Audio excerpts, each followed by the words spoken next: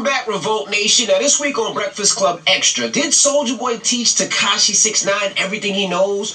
Rapper Blueface crashes Ask Ye, and Lip Surf dives into relationships with Ronnie and Shamari.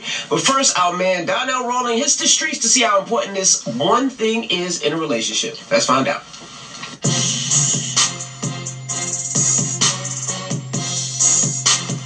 Rollins, I'm in the street too soon. It's back in full effect. The Breakfast Club had a topic this week, and they said, how important is sex in a relationship? How important is sex in a relationship? How important is sex in a relationship? It's not important, period. Period? Nah, it's never important. No, I know it's not important if you're on your period. But you on your period? Yo, it's not important. Nobody wants that. But I'm saying, how important is sex in a relationship? It's very important. How much? Out of 10, 11. What, 11 girls? Yeah, that. How important is sex in a relationship to you? And sex in a relationship is important to me in the beginning. Right. Oh, never mind. What did you say? What did you say? These are amazing, so okay. I get it. But listen, sex is important to me in the beginning of the relationship. That's what it's the best. It has to be more than that to sustain it. It's only gonna last a short period of time. After a while, you're gonna get sick of having sex with the same person. So you need 11 girls to make sex interesting in a relationship? Per relationship. How many girls do you have right now? 0. How many? 0. See, that's never listen to a motherfucker that talk about sex that's not having sex. You gotta have conversation. You gotta be able to read. Don't nobody want to talk. We talk to get the ass. Don't nobody want to talk after the ass. I want to talk after the ass. It's never important. So what you... Are you with your drawers on, dude? Are you with your drawers on? What? Sex is like excellent in a relationship because sex in a relationship is very important because of what? The women need sex. But the women need sex. How important is sex in a relationship? It's not that important. Not that important? And why would you say that so quick? You don't have... I'm old. You're old? Okay, let me rephrase that question. How important is sex in a relationship with a Viagra? Well, it's everything. You can't do it without it. How important is sex in a relationship? It's extremely important. Extremely? What the hell are you talking about? Extremely important. Oh, extremely. How? Explain. You want some release, right? What's the longest you went without sex? The longest I've ever went without sex is years. Wow! You need to relieve your tension, build it up, and then you need to release.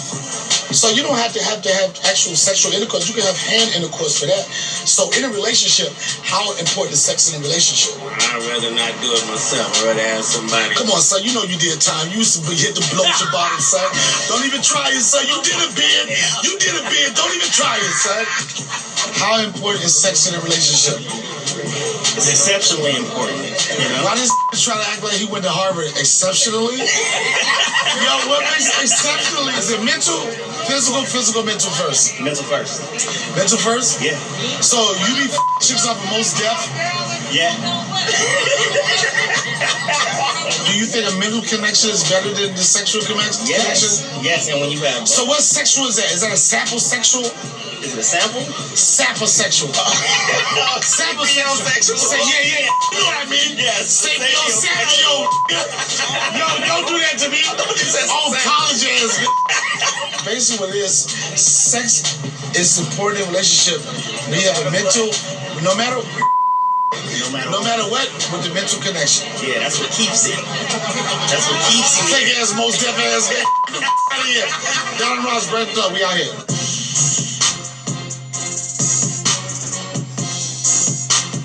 Sex in a relationship, I think that it is important. I think sex is always kind of a reflection of what's going on, just for you guys. So, for instance, like when things aren't going so well, usually you feel distant. I think when things are great and we're in a great mood, we tend to want to have sex more. So, I don't feel like it's the most important thing, but I do think it is a priority. And I also think that it's important for people's sex lives to be in sync. So, I don't like if my boyfriend doesn't feel like having sex and I do all the time, that would make me feel terrible because then we start thinking, oh my God, what's wrong with me? Why doesn't he want to have sex with me? Is he cheating on me?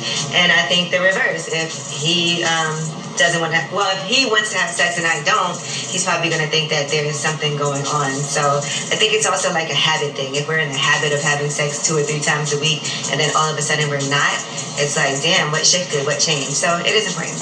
sex is an important part of a relationship. I believe that if you're not happy with your sex life in your relationship and you worked at it to fix it, but you're still not pleased at the end of the day, I do think that is a reason to break up. To me, sex is not that important. It may seem important at the beginning because you guys think that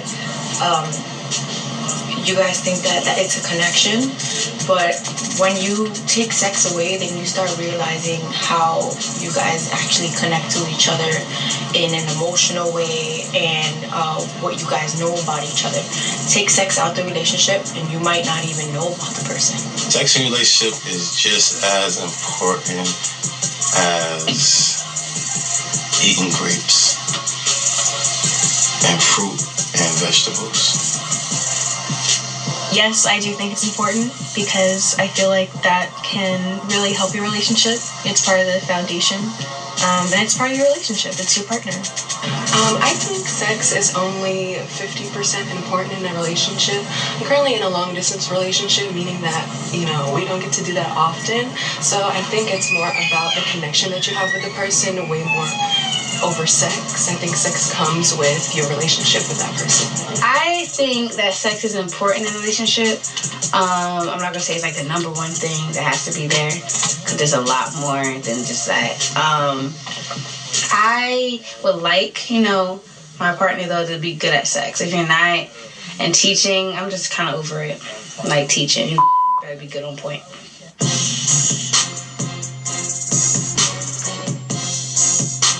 All right, it's time for Ask You, and we have Blueface here. Here's the question. She said, I've been in a long-distance relationship for almost 2 years now, which my boyfriend lives in Japan. I went to Japan and visited him. Everything was good. I've been faithful. Then I came across this girl on Instagram. And to make a long story short, I recently checked his IG page, and this girl is in Japan. I know she's with homeboy, but one, did I make my own self set up for trying to find something, which I did, because, when you look for something, you'll find it. Yeah. And two, I'm definitely bringing this up to him, but I feel like this is a conversation that needs to be in person. He's planning to move back soon. What do you think? Sounds like he's a Tatiana. Tatiana for sure, huh? Catch him when he get back. What's she gonna do here in Japan? You think she should wait till he gets back and do it in person, or do it now? Because I don't know if I can hold that back. I mean, yeah, if it's all it takes is a phone call, he out there busting down. How do you feel when girls call you with that, look, we need to talk? They don't. Put it that way, they don't. Oh, damn. Yeah. All right. I'll just send them a wire or something. And send them a wire? Yeah, and it'll be good. Damn. All right, how much? Can't tell you that. You gotta be one. You wanna be one? No. I don't want a wire. Thank you.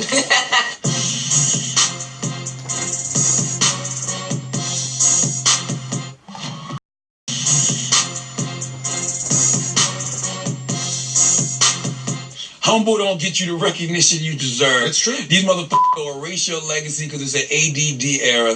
Fuck being humble. You got to tell people exactly what it is, when it is, what it is, why it is. The DeAndre way. The DeAndre way?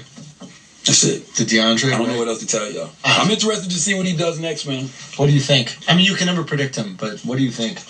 I think he's at a point right now where he's got all eyes back on his music. So for all we know, Soulja Boy could have still been out here making hits. Because he's always putting out music. But maybe we weren't paying attention because we was off of Soulja Boy. That's what we tend to do nowadays. And one thing that Soulja has always been able to capture is the culture through his personality. Same way that his son, Tekashi 6ix9ine, did. You know what I'm saying? As he said on Breakfast Club this morning, that's my son. He was only doing what he saw Big Soulja doing. Okay? That's the truth. Did he not say that, Taylor? He says he only was doing what he thought Big Soulja was doing. And you know what Soulja Boy said? Soulja Boy said, I thought he knew what he was doing.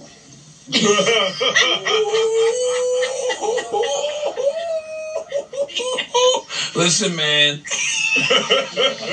We got to just start paying homage when it's time to pay homage, man. I'm not doing that to people no more. Because you know why? Because you spoke about credit on this podcast before, Schultz.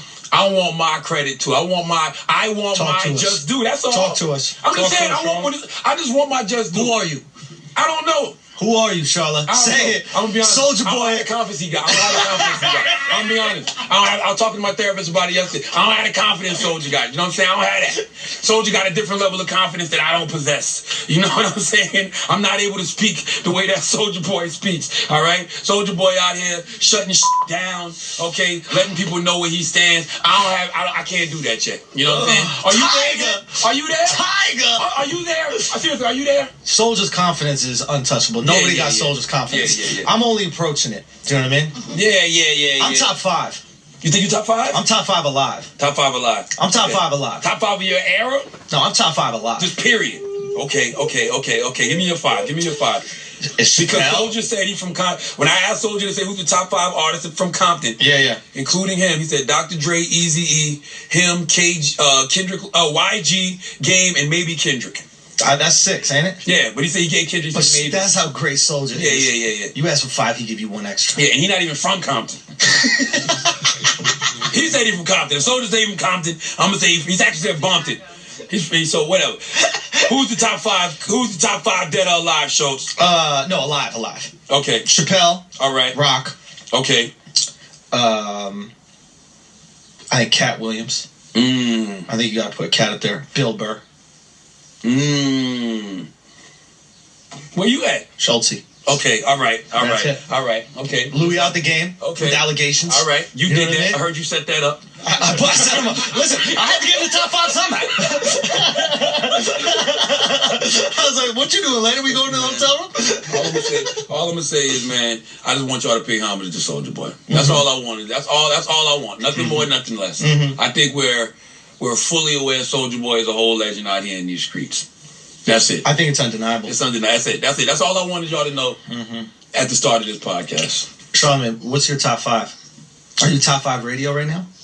Right now? Yeah. Oh, yeah, without question. There we go. Top 2 and I ain't right now? We out here. I'm just saying, right? We out here. I'm just saying, right now? We out here. Right now. Yeah. Top 2 and I ain't 2. Right now. Right now. And that was a Drake bar, but that could be a Soulja bar, so I don't know. Yo, from now on, we got that from Soulja. Real talk, we got to stop slapping 5 when we agree on some we know what we do when we both stand up.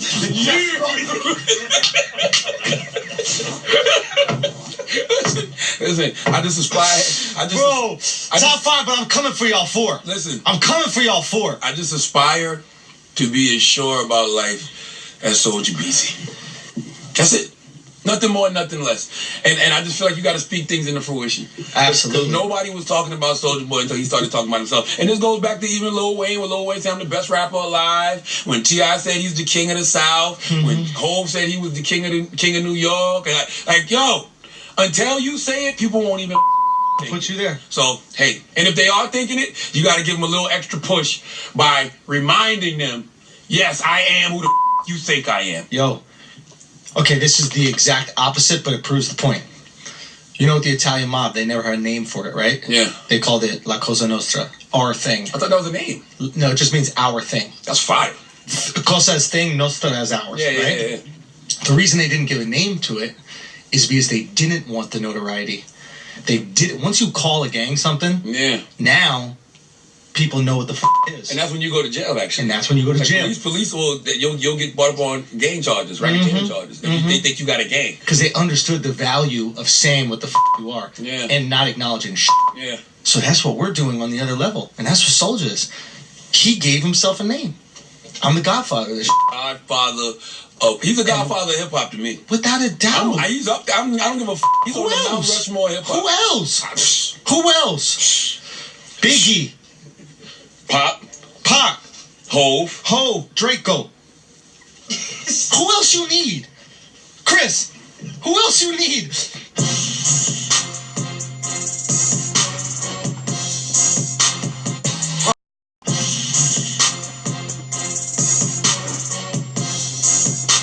Now, do you think it's easier to be married in this business, in this industry, than it is to be single? No. I think after you get your rocks off ultimately and you dip for a little bit of time, it becomes easier. But at 16, 15, 16 coming in the industry, it's definitely not easy to be married. And then all the way up until you're probably into your 30s, just about you feel and you're ready to settle down ultimately, then it becomes easier. But before that, I mean, come on, yo, you got 20,000 women in any given arena across the country screaming your name. And you said women, because you said 15 and 16. We're talking about grown women probably too. Yes. And also you have to understand that in certain aspects, men mature way slower than women, right? Way so slower. especially not in every. I'm not gonna say. I'm kidding. All right. So, but he said you were saying what? No, but in that aspect, it's slow. We're slower, so you have to understand. Women also, it's new for them because the things that you require or the things that you think are natural, right, and naturally acceptable, it's hard for you to express because you think that's automatic. So it's hard for you to kind of show a man where he's flawed at in a way. You should know. No, because you feel like you should know this, right? Yeah. And a lot of things that are. I always tell people the power of success is the most incredible drug, is the most dangerous drug. Because I was telling somebody the other day, I said I could literally be in a Rolls Royce, I'm parked at the light, I could look over at a beautiful girl and literally do this, and she gonna roll the window down and say 305, 45, so you have to understand that power, given that power, and not being trained properly, not being mature enough to understand how that power can get away from you, not being understanding how damaging and the long-lasting effects of that power, you can really damage your early life and then draw a certain level of resentment from somebody that you truly, genuinely love, that over time is very difficult to undo. And that is the curse of success at an early age. And trying to understand monogamy and consistency in any relationship, because now I'm in a position where I had all this power, I didn't know what to do with it, and now the person who I truly love and truly want to be with resents me. So now later down the line, this love that I think is equal, she's still harboring this energy, which she's human.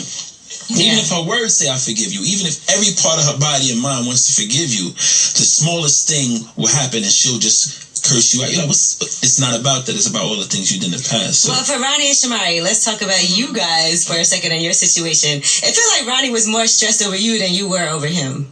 He was more stressed over me? Yeah. I mean, just period. Yeah, just period. Like, it's because you guys talk about the open relationship, which I felt like Ronnie did not want people to know about. No, we talked. Because he was like, "Why are you telling our business?" No, we talked. We talked about all of the things that we were going to be transparent about. Ultimately, right. I think he was just more concerned about where it came up at. Like, we were at the Bailey Q, Cynthia, around a bunch of giggling girls, and it was like, why of all places are you talking about us being in an open relationship at, the round table? But I knew it was going to come out because before we even thought about doing the show and committed to it, it's like, yo, what do we do? How do we feel about this? And, we prayed about it, and God ultimately, if it's for us, then open the door. If not, please shut the down. And he opened the door for us. So it was just a matter of how it was presented that I was a little challenged about, but I knew it was coming out. Like, I thought it was going to be a thing where maybe she just pulled Candy to the side and was like, yo, girl, this is kind of how, we did our thing before we turned the corner and ultimately got to our blessing, which is our two incredible boys. But that's really all it was. But it feels like Shamari might have been more like you were nervous that she might have wanted to be with somebody else more than she was worried about you.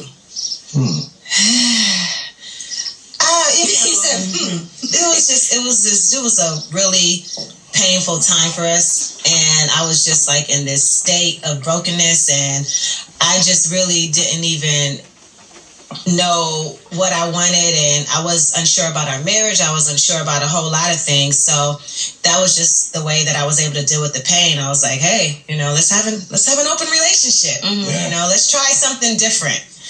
And ultimately, it was the openness and separation that brought us closer together at the end of the day. Yeah. Do y'all think that, like, when people go through those type of adversities as a couple, do you feel like after everything works out, is it that much more stronger, or is it still like this heavy band-aiding you got to do? Because I'm very curious to know, like, how our relationships how do they work out after the most tumultuous times? Is it still uncomfortable? Because on paper, when we look at it on TV and we see everybody who we admire break up and go through these things and come back together, or sometimes the breakup is behind the scenes, but sometimes they go through things, they get back together. Is it that much stronger, or is it? It is stronger now, but it takes time to get to that place. Definitely, it took. Y'all talked about, Reek being the therapist right now. Right. We had to go and seek a therapist. We had marriage counselors for 6 months, like 4 hours a week. Like it was like going to school and doing your homework. You know what I said? I tweeted something the other day on Instagram. I posted. I said, I think that in the beginning of relationships, couples, when they know they're gonna be serious, I think they should see a therapist. That's what happened. Like we went to premarital counseling, right? We went to probably about 5 or 6. It was pre, right? But I'm saying relationship. I'm talking about. I believe it didn't. It was like maybe 3 sessions, and you go through you complete like a book of like because they just trying to pages. It's their way of. It's like I think that the clergy have to do that before they marry. It's so generic. I don't It's just it's a matter of fact. But I think it's almost like a formality. Yeah. So what I believe is that, and I posted this, and I saw a lot of people, obviously mostly women, who shared my, my view. But I believe that, all right, if I say I like you and you like me, you have to understand that in the beginning, you're not meeting me, you're meeting my representative. You're meeting the person who I potentially can be, right? I don't think it's a fake thing or I'm faking, but I'm going to be my best self for you because I'm trying to impress this woman who I'm attracted to, right? I think in the beginning we should be able to say, let's sit down with somebody. This is going to be serious. We're going to see each other. We're going to be serious. I want to be strictly with you. You want to be strictly. Yeah, because that's a little crazy. No. I'm saying when not a month or two, but I'm saying when you're deciding that we're going to be a couple.